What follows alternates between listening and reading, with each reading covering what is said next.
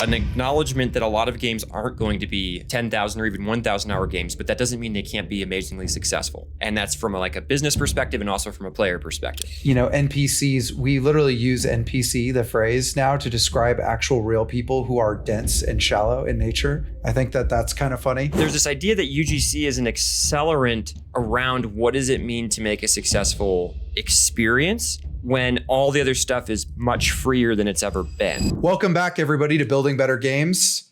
Today, I'm going to be talking to Ben. I'm going to take the role of interviewer here, and he's going to walk us through his GDC talk, his experience at GDC, and hopefully continue on the theme of keeping our fingers on the pulse and getting an overview of the industry. So a couple weeks back, we talked you through some of our high-level strategic thoughts on where the industry is going and what's happening. And this felt like a good opportunity to continue that conversation because, GDC obviously is a place where us developers get together and talk about everything that's going on. And there's a lot of subtleties that come up when you sit in those rooms and eavesdrop and hear conversations and things like that. So a little bit about AI, a little bit about UGC, a little bit about kind of the vibe and how people are feeling and what people feel about the future. I'm sure Ben has a bunch of other things he's going to tell us about too that he picked up on that I probably can't even think of right now. So I'm looking forward to that.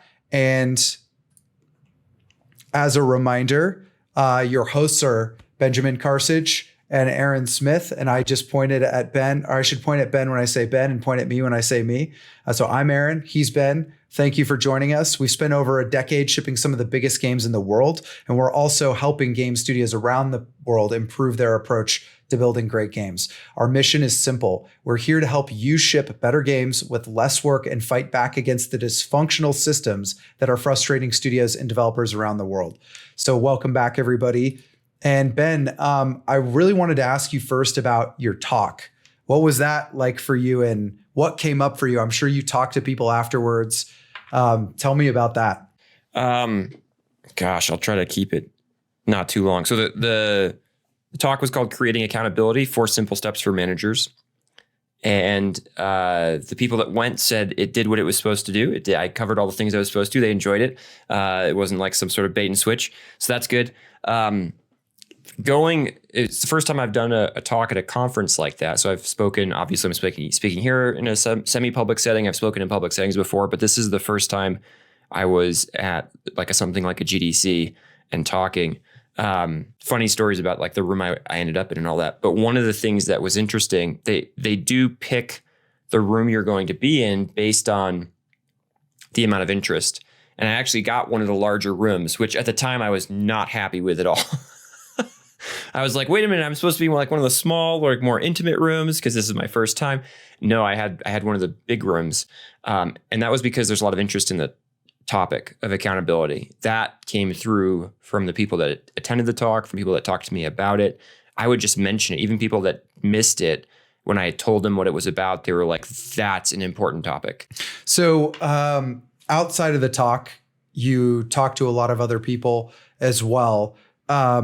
What are your major takeaways from being at the conference in general? So this is going to reflect something that you've mentioned before, because you went to DICE last year. And I was in some conversations that had more people who I would call senior executive / investor vibe. And those conversations are really interesting for me because I come much more from the dev side, right? Yeah, I'm a producer. I never did art or engineering or anything like that, but I was very much embedded in the actual, how do we make the game? How do we make the game good for players? I was with teams that were building stuff, and being in the conversation or just observing the conversation as people are trying to predict game industry trends or talk about where the money's going to go and how you're going to get revenue and all these different things. It's like a weirdly different world. It's a completely different lens on the same thing.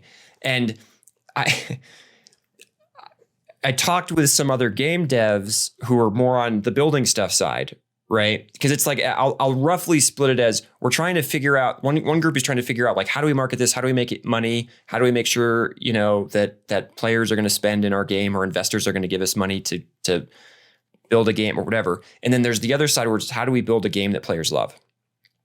And it was, I'm guessing this goes both ways. There's almost this, like, the way you talk about this is offensive to me from both sides of that. You couldn't care less, it seems, around the quality of the experience, except that the higher the quality of the experience along certain vectors means it's a better investment, right? On the one hand, right? So if you're the builder and you're looking at those who are thinking about the investment in the marketing and that sort of thing, there's like this, you don't even understand game development. You don't know anything that we do, right? That's what it feels like. You're just like out there in your bubble. And then on the flip side, you have these people who are like, we're going to build the most amazing game. And the investors and marketers are looking at them going like, oh, really? How in the world does anybody know about it? How are you going to make any money on that? Do you have any clue what you're doing? And so both sort of feel like they hold the key to success. And the reality is you need both present. The irony is that in certain environments that you could probably it's probably easier to take a bad game and market it effectively, and you'll burn out all your players because it's a bad game, but you might make a bunch of money, than it is to do the reverse, because the reverse in a market so saturated with games, if you make a great game, but you have no idea, you can't get investment, you can't get any marketing around it, you're going to get lost in what is the incredibly crowded red ocean of broad game development and how many games are releasing. I think that lends credibility, perhaps false credibility, to the argument that I hear from a lot of marketer finance types, which is that the thing that they do is the most important piece to it. And that is weird because that's never spoken, but it's like, it's in the soup. And I would argue on both sides because you absolutely get the builders. For sure. It's on both sides. Yeah. And they're like, well, we know how to, and it's fascinating to me because to make the best, most successful game, you need both of these things. And that just came through so much again in this GDC. The thing I had in my mind was when I was at the more finance style things, it was almost as if people were trying to pick stocks or play the market. It was like, okay, well, but the space, it's like we're investment bankers, but the space we've decided to operate in is game development. And so we're looking at trends and we're looking at like what's working and what's not and how would we leverage in and like, oh, what's UGC? How does AI fit in? Well, is AR going to be a thing? And they're sort of looking at it through this lens of profitability. Where's the investment going to return? And by the way, like, so they're the investment bankers of game development in many ways. But it almost feels alien and inhuman when you've been so long on the building game dev side. And so I guess just to repeat something we've said before, I wish we were better at building a bridge between those two sides. And connecting around what it means to be collectively successful at making a game, rather than feeling like we're both just using the other to get what we want so that we can do the thing we want to do. And so that was a thought that was in my mind. Yeah. One thing that seems to be a trend is, once upon a time when we were kids, there wasn't a huge difference between publisher and game developer. And now it feels like that division is wider than it ever has been. Like where the money comes from and where the talent builds the product are more often than not in separate places. And that, I think that's an interesting phenomenon that we're living in right now. When League of Legends got really big and World of Warcraft got really big, it really put in the forefront of people's minds in the Western world. And of course you had like Lineage and other things in the Eastern gaming sphere, this idea of a lifestyle game. And I think we had a lot of games that banked on the idea of becoming a lifestyle game as their sort of success metric. And that doesn't have to take like a free to play model or anything. Like I said, WoW is subscription. Call of Duty is absolutely sort of a lifestyle game of its own sort. League of Legends is a lifestyle game that is free. But all of these are like, you can just invest all your time and this will be your main game. Like when I play games, I'm mostly playing this game. That place seems more saturated and harder to break into. Like it's hard to make a new game that will become some number of people's lifestyle game to the point where it will fund your studio in a way that so many of those do. like, I mean, again, another example is like EA's sports franchises. Like there's just people, and like what they do is they play, FIFA or whatever it is now, was it EAFC or something like that. Well, it's worth noting that those examples you gave and the other ones I can think of are like best in class in their particular genre. So, and it's almost like when a new lifestyle game has come along, it seems far more likely that it's actually a dominant player in a new genre than it is. Cause like I would say Tarkov is also a lifestyle game for a lot of people. But again, it's like when I think about Tarkov, I think of a game that is in a genre of its own right now. And I felt the same about PUBG when PUBG came out. And so it's like they're genre defining games, not least of all because they're the first major games in their genre. But I think that's probably a factor as well. So it's like if you wanted to make a lifestyle game, your probably actually best shot is to try to do it in a new genre. That's interesting, yeah, because World of Warcraft went into an existing genre, but it just did it all better than anything it had done in the past from an accessibility angle. League of Legends did that to MOBA, and so like, and Counter-Strike is another great example, I think, of a lifestyle game. It's just like this is the game I play. The thing is, if you're playing a lifestyle game, you don't have room for a lot of other games, and that's where Call of Duty kind of breaks the mold a little bit. Yeah. And by the way, you're competing with everything. So the recent trend, a lot of people talked about this idea of you get a game, and if it hits, you're the big thing for somewhere between weeks and months. And in that time, you sell tons of copies, you make a ton of money, right? Think of Pal World or Helldivers 2 or all this different stuff. And it's almost like if the game doesn't get legs, if it gets legs, great. Maybe it becomes a lifestyle game. But if it doesn't, well, in another 3 months, another game's going to pop up, and it's going to be the new, thing that everybody's talking about, the new experience everybody's got to try, and all this different stuff. And so you get like these sort of spike, and it's just like spiking down. But that's actually highly profitable if it's a big enough spike. And so there's this weird tension between, I would say, most of the lifestyle games are. They're usually multiplayer. They're often some sort of competitive experience. Not always, but they're often some sort of competitive experience.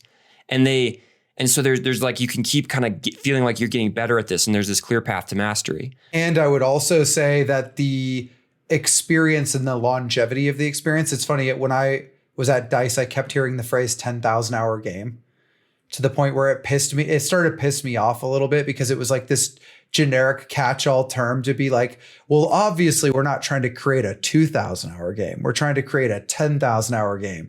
And I think that was like another angle on this lifestyle game concept that you're discussing.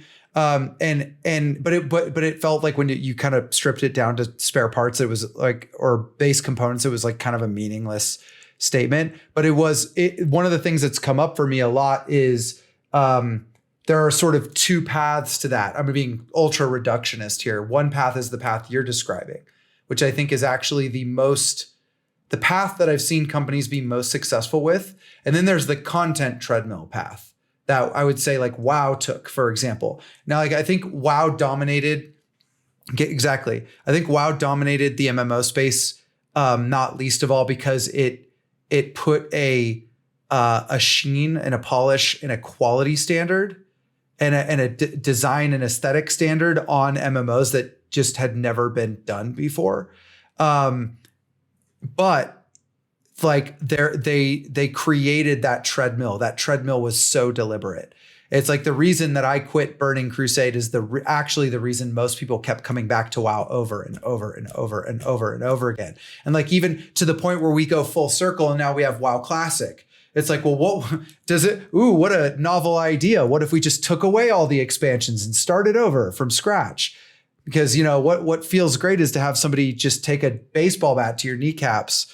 That's now become exciting again. But it's dependent on, it's linked to the content. You know what I mean? Like the longevity is linked to the content. Whereas so those are the two paths. And actually, I think what you've seen a lot of studios run into is as they get stuck in that content treadmill. And I think this is actually happening a lot with like survival games and stuff like that, where it's like players burn through the content so quickly and then there's just nothing to do. And you just get bored and you move on to the next one. And you get bored and you move on to the next one. It's like, I think V Rising was one of the best games of 2022, but you can literally finish the game after 4 to 6 weeks, and then there's nothing else to do. And then you go somewhere else. Well, see, this is, for me, I think there's more, I would say at this GDC, I felt like there was more of an acknowledgement of that reality and less of because it's funny you said we're not talking about a 2,000 hour game. We're talking about 10. I want everybody to just go look at their Steam library. How many games have you put 2,000 hours into? Yeah, I know. Right? It's probably not that many. Now I get it. Most 1,000 is insane. 10,000 is insane. I think if I go back in my own life, I have between 1 and 3 10,000 hour games across the different parts of the sequel. It's Halo. I'll say right now that I have 4,709 hours in Europa Universalis 2. And let me tell you, Europa Universalis 4. And if I don't have 10,000 hours in that game, 10,000 hours is an incredibly unrealistic. I don't even have 5,000 hours in that game. I mean, this is for me 10,000 hour. My 10,000 hour game, I think, is probably Halo. The other two that are close are probably StarCraft and League of Legends. What's interesting is all of those are different genres. To me, at least. I don't know if that's true for everybody. Maybe someone's like, yeah, I have 10,000 hours in Halo and then 10,000 hours in Call of Duty and 10,000 hours in Battlefield and but when you think about single games, if you got people to play your game for 500 hours, I mean, I played a lot of PUBG and I don't have 1,000 hours in it. I played a lot of it. I played it for weeks, months. I was playing PUBG as my main experience. And so I think there's this acknowledgement, this realization that not everything is going to be a lifestyle game. And rather than banking on it being one, what does it mean for us to accept that in some sense there will be another game? And again, look, if you've got League of Legends and it's ticking along, or you're on World of Warcraft and you're going, how do we keep people engaged in this? Dude, power to you. Go ahead and do that. Make that real. But also recognize that at some point your game might go down, and the opportunity cost of continuing to keep that experience running is going to reduce over time as well if it does. And then it's well, what are you going to do then? Right? And I think there were more people that were focused on a V Rising, a Helldivers 2, Last Epoch, the games that have Valheim, right? I played a bunch of Valheim. If I were to look on Steam, it probably would be 100 hours maybe. Yeah, co-op PvE. Everybody was talking about two things at DICE last year. So this is DICE 2023. It was co-op versus PvE, and it was extraction shooters. And again, now a lot of that is marketing, money, publishing, people chasing what they thought was the big fad. But because they had seen other games in those genres be successful. But it's those games, well, actually, I shouldn't say those games. The co-op versus PvE, the thing that has always made me cautious about those games is the content treadmill. And I'm watching really good games struggling with it, where it's you can tell the developers just can't keep up at the pace that the players can consume what they've created. We want to take a quick break from the podcast. There's no shortage of challenges in game development, and leaders are often attempting to solve huge problems without the support, direction, or mentorship they need. It leads to stress, anxiety, and even feelings of isolation. We've been that leader feeling out in a limb with no help, and we wish that on no one. Because of this, Aaron and I are offering focused short-term coaching for the challenges you are facing. We'll spend time with you every week to help you understand and overcome what's in your way. If you've got problems and want help from coaches who have spent real time leading game development, check out the show notes or head to buildingbettergames.gg and click coaching. Thanks. Let's get back into it. Right. And once the player moves on, they might not come back, when you can't keep up. So that actually ties nicely into two other topics that are related to the idea that content is a bottleneck, but also we just don't know how these things are going to impact the industry. That one is an acknowledgement that a lot of games aren't going to be 10,000 or even 1,000 hour games, but that doesn't mean they can't be amazingly successful. And that's from a business perspective and also from a player perspective, right? That these are exciting games, they're fun to play, and also once I'm done with them, I move on. Almost as if you're consuming a movie. In that sense, we don't rewatch the same. Well, I did when I was a kid because Star Wars was that good. But outside of that, you just don't rewatch the same movies over and over and over and over again. So this ties into UGC and AI. And these were both talked about quite a bit. UGC, user-generated content. There are platforms coming out that make this much easier to do. So small teams of people can go and build something, and they can either use the UGC platform like a Roblox or a UEFN. They can use that as a test bed for game ideas, or just fully build there and leave it within that ecosystem, because both of those ecosystems are large enough that if you get a bunch of people playing that game, that's a profitable company, just with the rev share that you'd get from those companies. And again, you could also use it as a test bed for ideas, basically use the fact that they've got tools and engine and multiplayer and all this different stuff figured out for you, right? It's all just taken care of. And if you can get something to be successful there, now you can pull it out and put it into a different engine and actually sell it as a game on Steam or something like that, right? Basically take the core design concepts out. And the thing that's interesting to me about that, it points to an idea that I believe for a very long time, which is building a game.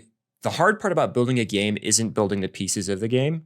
It's figuring out why the game is engaging to players. And so the easier we make it to create games, the more likely, hopefully, people are to stumble upon the actually truly engaging parts. And then once I know what those are, now, not any engine, but I can probably find an appropriate engine and build that thing. And the hard part is solved. Like, would people be interested in this, right? You can imagine Dota coming out of Warcraft 3 mods. And there were multiple companies that said, wait a minute, this is a really resonant concept. But it's just sitting here in Warcraft 3 mod land. What if we turned it into its own thing? And boom, suddenly you've got this MOBA genre that spawns, of which few games remain, because it is a winner-takes-all type of industry, or type of genre, I think. But Dota 2 and League of Legends, they're not suffering. They're not doing poorly. So anyway, that was something else that sort of was percolating through my brain while I was at GDC a little bit. That speaks to UGC a little bit as well, because I feel like what you're giving a nod to there, and we've talked about this a little bit in the past, is the idea that an accelerator program, essentially, for game ideas, where it's like, we can debate ad nauseum about whether the primary limiter is our ability to come up with engaging games or our ability to make them. That'll be debated until hell freezes over. But I think we can safely say that if you remove a ton of that friction, more people are going to be able to try more things. Because like one of the things nobody talks about is in the War 3 modding community, in addition to Dota, there were a bunch of other mods that, I remember we would play 3 or 4 mini games while we were waiting for our friends to get here to start Dota. There was blood games, there was Pyramid Escape, there was like all this stuff. I still feel like people could go back and maybe find a winning model back in those games and those old games too. Like, I think tower defense was a pretty small, incredibly narrow niche, and then sunken defense in StarCraft Brood War. Well, now look like the biggest mobile games of all time, Supercell games, and are like that's all blended into that genre. Yeah. So there's this idea that UGC is an accelerant around what does it mean to make a successful experience when all the other stuff is much freer than it's ever been. And how does that impact the industry overall? And so some people were speculating, like, how many different UGC platforms could exist? Maybe there's 5 different UGC platforms and they target different audiences, or, whatever that means, right? Age or whatever. And they have different tool sets, and those people go into them and they play a variety of experiences. And the ones that grab the most people become the most popular, right? I guess that's sort of a tautology, but that's really, I don't want to say the best games because I don't necessarily think that's true, but some games become more popular than others. And those games are popular for some reason because people like playing them. And then the question is, does it have legs? If it does, like how long, and so there's all this different stuff, again, coming back to that, is it going to be a lifestyle game, right, where people are going to want to put thousands of hours into this, or is it going to be a game that everybody enjoyed for a month or two, and then they put down and they went and found a new one? And will those UGC platforms start competing with places like Steam or the Xbox Store or stuff like that, where it's like, well, when I want to go play a new experience, maybe I'm like a Roblox player, so I just hop onto Roblox and see what people are playing or what my friends are playing, again, most of the time. And so that was really interesting. Now, co-op was still a huge topic of conversation as well. And I think that there is still something that people are thinking about in that space. That's kind of a topic shift, but like, what you said about last year, I heard less about extraction shooters, but still a lot of people talking about co-op PvE. What would it look like? Because people will play the games their friends are playing. And so if you make it easy to play games with your friends through a co-op experience, you're more likely to get more people playing that product. So that's UGC. Next, I'll talk about AI. That was a big one as well. And I'm going to come back to how I think the two might link together, how people were speculating they might link together. AI remains really controversial. It's a new technology. It has, I think someone described it as there's the people that are kind of skeptical of will it come through on its promise. There are the people that are much more extremely negative about it, that it's going to be the doom of us all. It's going to kill us all or put us all out of work or something like that. And then there are the people that are just like, I think this will revolutionize things in a positive way. And there, I heard many different perspectives that were mostly between the skeptical and the positive, but revolutionary. And revolutionary is that's a deliberate word, because a revolution is the replacement of what was, right? Someone speculated that in 5 years, will no game need more than 10 people building it, right? Like 10 game developers. Maybe you still got a big marketing team and a lot of other stuff going on there, but the actual core of the game is built by very few people who are catalyzed by AI to move much more quickly than they could. And it really depends on how good the tools get. But people were pitching stuff, I know a friend of mine who went to a bunch of AI talks, and he said one, I think this was in Roblox, but I'm not sure. So maybe, don't quote me on this, but it was one of the UGC style platforms. And he told an AI that was embedded inside of that system, cool, now make the red tiles on the ground do 10 damage to the player. And the AI just did that on its own. And when you think about all the work that like engineers or designers would typically have to do to build something like that, like all the different hookups that would have to happen and like flags and all the stuff you'd have to figure out. The idea that you can just speak conversationally to an AI assistant and have it go and do that, it's huge. And I think it's going to be huge in a couple of areas. One, the content treadmill that you were talking about.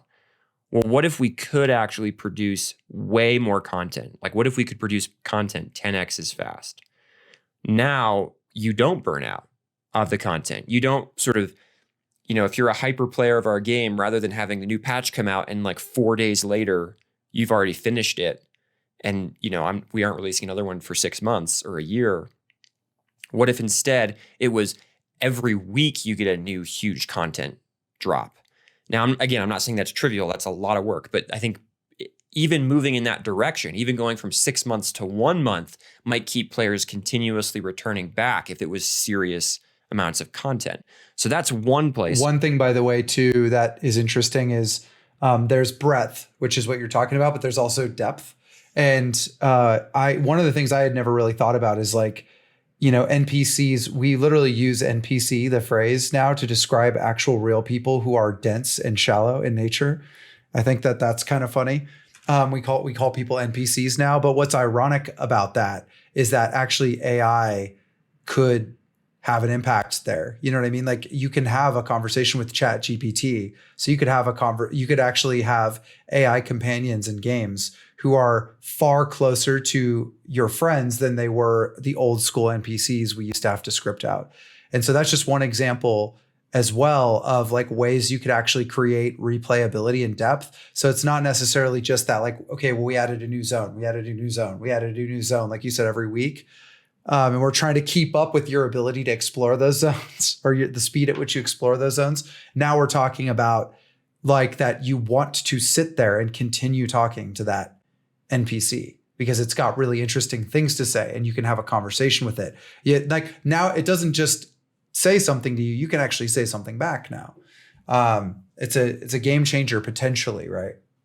Yeah, and see stuff like that, like I think in the right style of game, that would be huge. You know, if you had like again, think of like a Grand Theft Auto or something like that, and suddenly all these people aren't just obstacles. Again, I always wonder, is part of the thing that makes this okay the fact that you don't have any feelings and you're a heartless, soulless NPC that I get to drive over with my car or just randomly hit with my sword in Skyrim or something? Like if you suddenly started like shouting like, no, I have children, like would that make me feel like I wouldn't want to do this anymore? I hope so. But so I think there's that piece of it. And then the other thing is we've been working with AI in games for a very, very long time before LLMs. And I know AI in the modern world means LLMs and ChatGPT and these sorts of things that help you by sort of mass producing content of an unknown quality that you can refine down into actual quality content much more easily than it would take for you to go and build it yourself.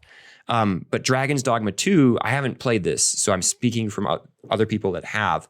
They have like the pawn AI, where it's like you get somebody who goes alongside you on your journey and actually becomes kind of an integral part of the story and learns from the player's behavior and things like that, adding depth into the game through more advanced NPCs that actually aren't faceless, soulless, but seem to actually have their own personality. First game I remember that really had that vibe for me, where I was just like, whoa, this is really well done, was BioShock Infinite, where I think Elizabeth was the side character. And there were just times where she would move and do stuff. And you were like, wow, you're like helpful, or you seem to have, you're more than just a Marine following me around in Halo, right? As an example. So anyway, so that's some conversation. The other place where I think AI might give you a big advantage. So there's the content piece, but there's also the ability to iterate on ideas more rapidly. So if I can talk to a computer and have that computer then create the experience, I can iterate towards engagement much more rapidly because the computer doesn't care if I throw away all its stuff. There's no investment. It was incredibly cheap for me to do. So again, even if I go onto like a UGC platform that's got an AI embedded in it, just to test ideas, just to find fun, and then I go and I build it, and again, maybe I use AI to help me build it faster, you're going to start seeing people taking advantage of this to get to good, engaging ideas for players much more rapidly, and then be able to produce those ideas much more rapidly. And so I heard different numbers. I heard there were like 14,000 games released on Steam last year. The numbers are tending up over time, as you'd expect. But the combo of UGC plus AI means that, like, what are we at? 150,000, 200,000 next year, or in a couple years? When is it 1 million games? And then we start having the problem of how do you find that experience? So, Aaron, before I was at GDC, you went to LA and you chatted with a bunch of people that are all over the industry in a lot of them actually in pretty senior leadership positions. And I wanted to get your thoughts on what did you learn from talking to people about games and game dev and game companies and et cetera? There is an understandable amount of friction and cynicism and frustration that has come in the wake of basically all these studios doing layoffs. And I think not just the fact that layoffs happened or the fact that belt tightening occurred, because in truth, we've seen that before. But I think that this is actually uncovering or perhaps pressing a thumb down on bruises that already exist and making people feel very much more strongly about the frustrations that they already had. An example is like, my company did a bunch of layoffs. So now when I see them send 20 executives and senior leaders to a conference, and I know that costs like $50,000 or $100,000, and people are having big dinner parties and, expensing their alcohol bills and stuff like this, it's like, and my friend just got fired. That really pisses me off. Like I have it's either one of those things in isolation might have been something I could just blow past, but two of them together, now I'm telling myself a story about greedy capitalists. And I'm telling myself a story about like no accountability in senior leadership. And like, I can't blame these people for having these feelings, because a lot of it's like, sure, we can hear all the sides of the story, but it's messed up. It's messed up for a company to say, hey guys, sorry, we don't have the money. We had to fire a bunch of people, and then turn around and blow hundreds of thousands of dollars on these kinds of things. Like, I mean, at the very least, you should be over solving the problem of like optics with that.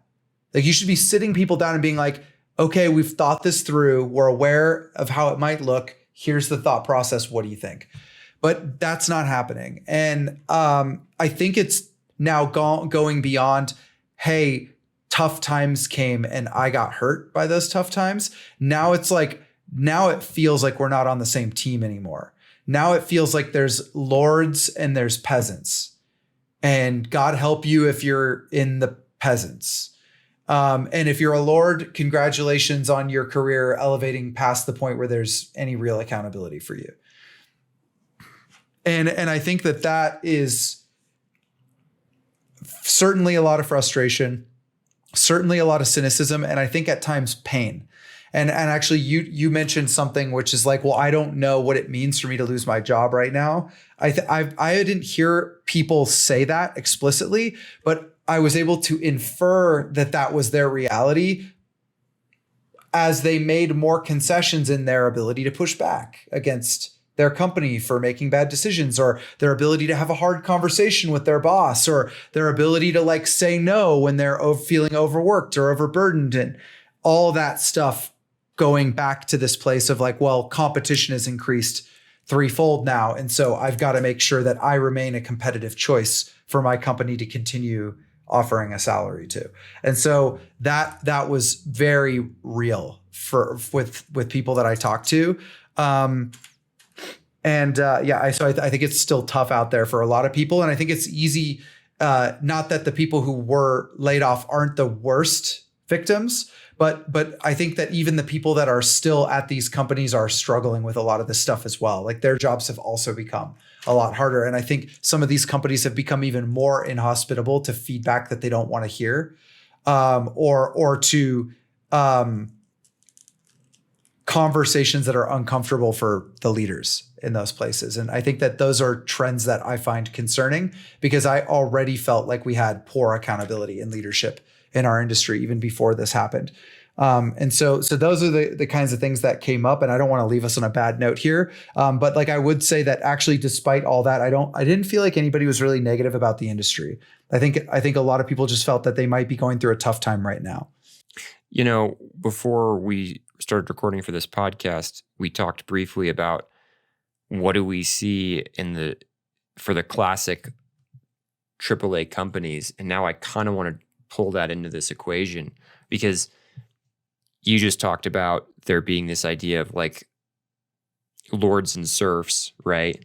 That sort of emerges, and there's not really that much accountability for the lords, and then the serfs kind of bear the brunt of the consequences of anything that happens. And I talked about a potential future where, what if a game won't require more than 10 people to make, what we now think about as like a fully fledged, experience. And again, I'm not saying that's going to happen. That's a pretty extreme outcome some number of years down the road. But you kind of mentioned like, what do you think of AAA overall, with the sort of those companies are all struggling, and they're struggling for a ton of different reasons. They're struggling because they're beholden to the people that aren't their audience more so than they are to their audience. So they're, be that shareholders or whoever else, rather than their players. And so there's a tension that exists there. And the game devs are kind of caught in the middle. And I think the bigger companies will have the hardest time adapting to a world where UGC and AI are more normal players. And I know some people are like, well, that's not going to happen. We're going to put laws in place that don't do that. Well, you might for a time, but the reality is that technology exists. And if it is actually a meaningful, efficiency or effectiveness boost, companies are going to find ways to use that to create games faster, right? Again, I'll try to say that as neutrally as possible. They're going to try to do that. And some parts of the world have no concern with any of the legal ramifications or copyright or anything like that. Some parts of the world just don't care. And so they're going to go ahead and use it from the get-go. They have no moral issue with it whatsoever. And so AAA games are stuck in this spot where they're huge. They've only gotten more expensive, as we talked about in our last podcast. And now they're being crunched and pressured. And I don't think the leaders are in a position of being able to lead in that context and know how to go through that uncertainty, because so many of their leaders are better at continuing the existence of the current company and not so good at how do we make large adaptations to something new that may be the future of game dev. Anyway, there's just some thoughts that popped up. Curious what's happening for you as I say all that. Yeah, I mean, I think when I engage in these conversations, a couple things come up for me. One is that my primary thesis is that we are going to see a shift in the balance of power, in a major way, in the next 5 years. And I'm not sure I entirely know what that means, but I think it is. We have crossed the Rubicon already. I think when people talk about this, it's a new idea. I mean, it's already been happening. The major success stories in our industry are success stories that are based on a different recipe the old recipe still exists and is still doing well also, but the old recipe is starting to crack and the new recipe is not from the same people and not from the same studios. And I think that those new studios tried to be like the old studios when they got big enough. And I think that's changing as well. And I think the other piece to it is it's just, to me, I read all that and I go, we are in and going to continue to be in a period of very high uncertainty where there's going to be a lot of disruption. And I don't think that I think a lot of people like to sit around and wax philosophical about what's going to happen and argue about what's going to happen. To me, it doesn't matter. There's one thing that I would tell every leader as a parting piece of advice, which is continue to grow yourself and your capability to deal with that uncertainty and to be flexible and to learn and be adaptive and to be honest about what works and honest about what doesn't work and to move on quickly from bad ideas. And those are the things that are going to be and continue to be the biggest competitive edges that you have, because nobody knows what's going to happen in the next couple of years. Nobody. And anybody who says they do is lying. I mean, my first GDC, everybody thought VR was going to be the next big thing and that was going to take over. And here we are, 15 years later. So, but some people in this one think AR is going to be the next big thing, Aaron. It's just around the corner. Regardless of what your opinion is, no one knows for sure. So just be nimble, be light on your feet. And don't forget to always focus on serving the audience first, because that's going to be the thing that gets you paid when all is said and done. Us all paid when all is said and done. We talked about UGC, we talked about AI, we talked about accountability, we talked about lifestyle games, we talked about the future, peasants, serfs, accountability and leadership, all this stuff. Just food for thought as you're a game developer navigating the complex space we exist in. I think, some of Ben's final thoughts about staying optimistic and understanding that we're in a high growth industry and the future is bright for us is really important, especially when things get tough. And, knowing that, saying all that, we'll close up. Did you enjoy this content? Because every 2 weeks, we can deliver one actionable step that will increase your chances of delivering a successful game straight to your inbox. Join game developers across the world and sign up for the Building Better Games newsletter at www.buildingbettergames.gg/newsletter. Again, that's www.buildingbettergames.gg /newsletter. Over the last few years, producers have been asking Aaron and I, what's my role? What are the skills I should develop? How do I advance in my career? Game production is in a rough state. We've launched a course to help. It's called Succeeding in Game Production, What You Aren't Taught. Early feedback from our beta tester and early access audience has been overwhelmingly positive, so we're looking to help even more producers. If that's of interest, check it out in the show notes or head to buildingbettergames.gg and click course. Thanks. Appreciate you listening.